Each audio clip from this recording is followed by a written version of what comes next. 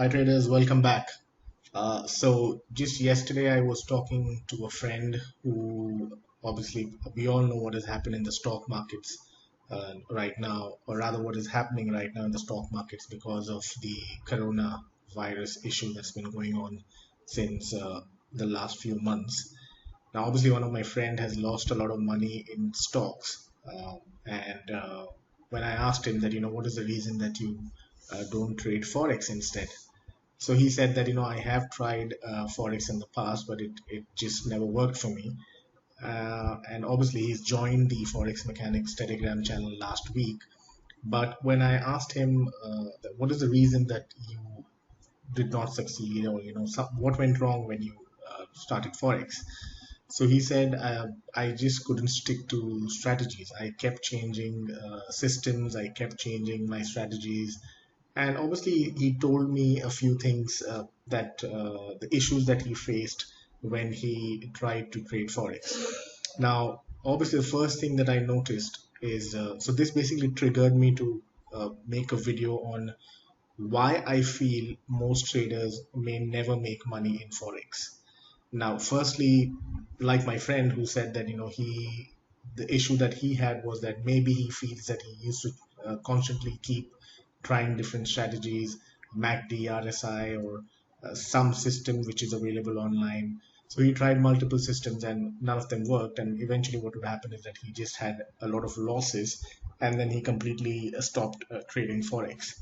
Now, on the contrary, I feel a little otherwise because I don't think just by changing strategies, uh, I don't think that is the major problem. The issue is that I think any strategy that you use in forex is going to be good. I mean, if you take up any good trading system which is available online, and you just have to add currency strength and weakness analysis to it, I am sure that the performance of that system would be better. So I told him the same thing, that maybe the issue was not with the strategy, right? The issue was not with the strategy. The issue was that you were not really incorporating currency strength and weakness.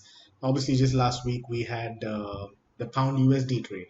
So here's a simple example. Now, obviously, I don't use this indicator, but just to give an example, and the same example which I spoke to him about is, so last week you had the pound USD trade. Right now, here what I've done on the screen is you have the pound index, you have the dollar index, and you have the pound USD pair.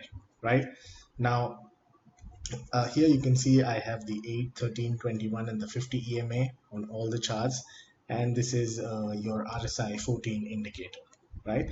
Now, what I told him was that, let's say if your system is based on RSI, right, and you simply are going to take a long entry if the RSI line crosses the 50 and is moving up, or you're taking a short entry if the RSI line is moving below the 50 and going down, so on and so forth, right?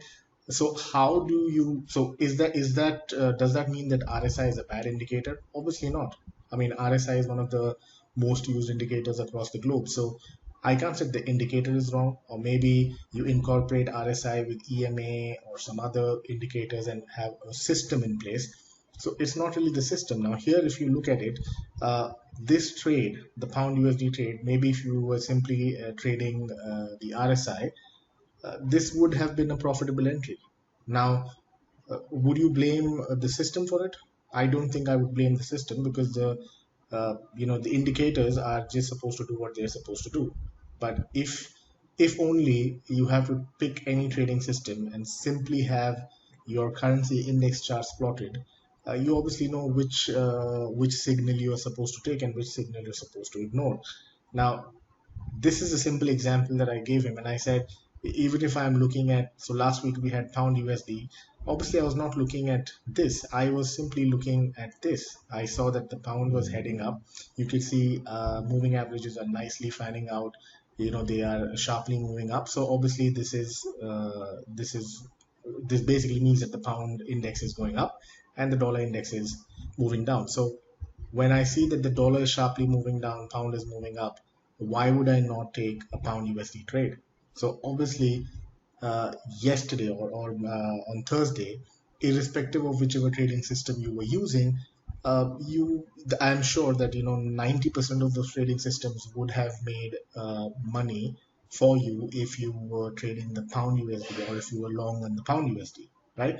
So what does this basically mean? So maybe one of the reasons why most traders will never end up making money is because if you are simply looking at some of your favorite pairs that you hear a lot of people who say I only trade the euro dollar, I only trade the pound dollar. If you are simply going to be looking at one or two pairs to trade, uh, then I feel that it's very important that you have currency strength and weakness analysis so that at least when to trade those pairs, because you have very limited set of opportunities because you're only looking at a few pairs. But on the contrary, ideally, you should be looking at all 28 pairs, right? Because I will simply go and trade based on the eight currency index, right? So that could be the Aussie dollar, it could be New Zealand USD, it could be Euro Aussie, it could be the Pound Aussie, it could be anything, right? So most traders may end up not making any money or not end up being successful is because of one very simple reason. Either they are looking at very limited pairs, uh, which is what most of the traders do, or what they're doing is that maybe they're looking at all the pairs, but they're only looking at the system. Now, if the trading system uh, has currency strength and weakness as a part of the analysis, then I'm sure that those traders will be safe. But if the trading system does not have currency strength and weakness as a part of the system, then I am sure that in the long run, irrespective of whatever system you're using, it is obviously going to fail, right? So this would be the top on my list that one of the biggest reasons traders fail is not really, you can't blame strategies and systems. You can trade any strategy, you can trade any system, and the beauty of forex is that you simply have to incorporate strength and weakness, and automatically things change, right? Now, this is one. Second one reason, one thing I've noticed, now this obviously applies to any kind of trading that you're doing. Uh, After you've placed trades, how often do you backtest? Right now, most traders may not even backtest. So if you have a system, if you're using a system, you always need to look left, right? Go back and see how that system is performed, right? So here, if you look at just this month, in the month of March, right, if I look at from 10th March onwards, you can see here, right here, if you see this 10th March, obviously this is a simple system using EMAs. So we are simply looking at here. We're looking at the pounds. The pound is dropping. Pound price is nicely below the 50 EMA. All the EMAs are trending down. And on the flip side, you had the dollar moving up. And that's why the pound USD was dropping in from 10th March till for the next 4 or 5 days or in that week.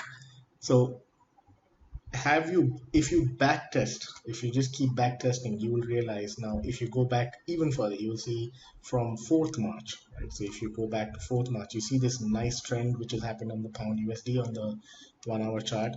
Here you can see this. You can see this here, 4th March, pound, the dollar is going down,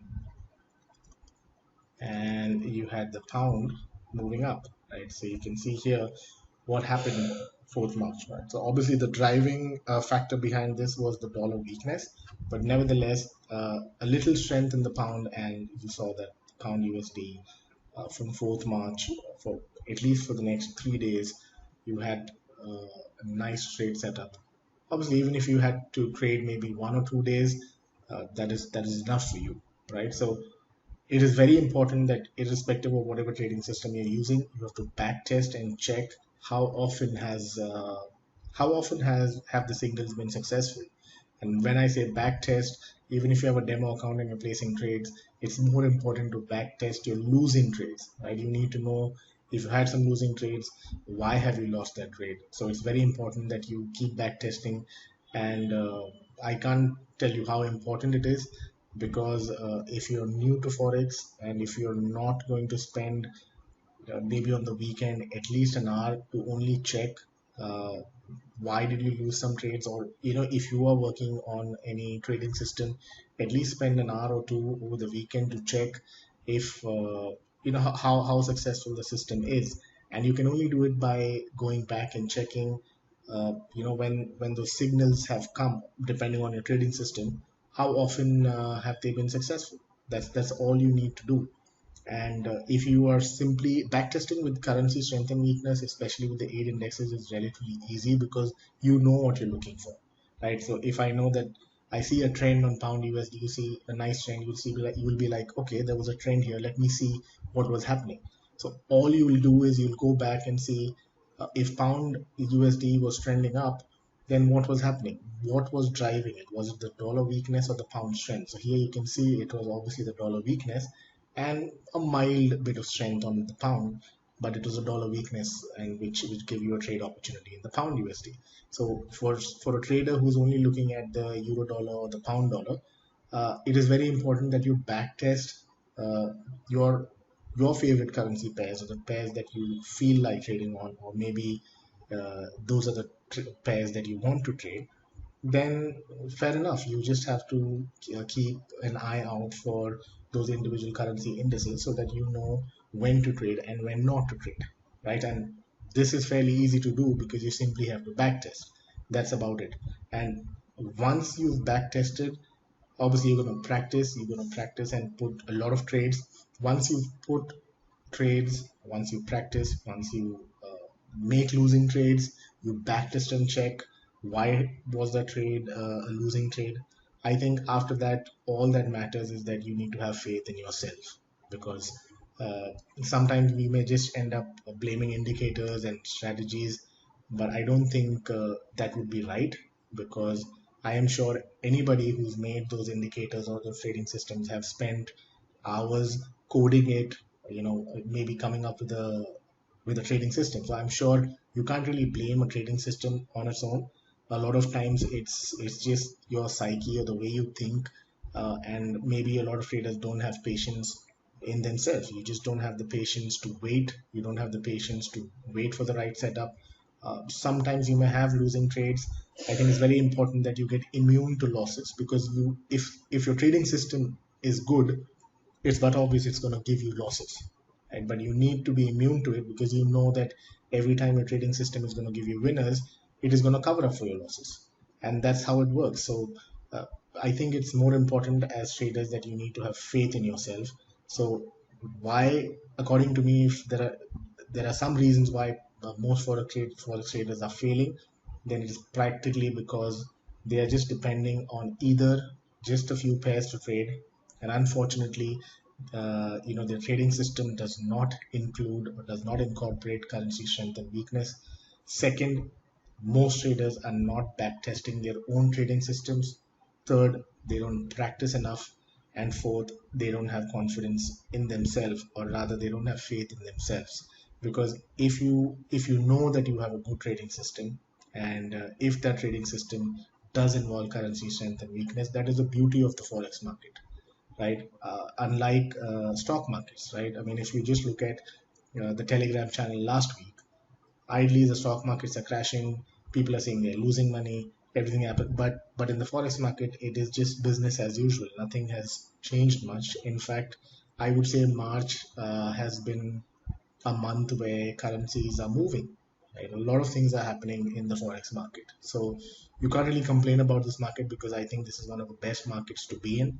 And if for some reason you are not successful, then I am 100% sure that the only reason why you're not successful is because of these reasons and nothing else, right? So it's very important that you incorporate currency strength and weakness at the earliest, and it's very important that you back test. And once you start back testing with currency indices, trust me, you will find answers on your own. You don't really have to depend on anyone. All right. Very soon I will be coming up with a video where I'll give you some gist about the strategy. It's basically just the EMAs that you see here, and what I'm really looking at even before placing a trade. So I will give you a gist of the strategy. It's very simple. It's a very simple approach, but I think it's best to keep it simple. I will see you in the next video. Like always, I want you all to subscribe to the channel and click the bell icon so that you are notified every time I make a new video. If I'm sure you guys know about the Telegram channel, so please subscribe to the Telegram channel if you want to see trade setups. And that's about it. I will see you in the next video. Thank you. Bye bye.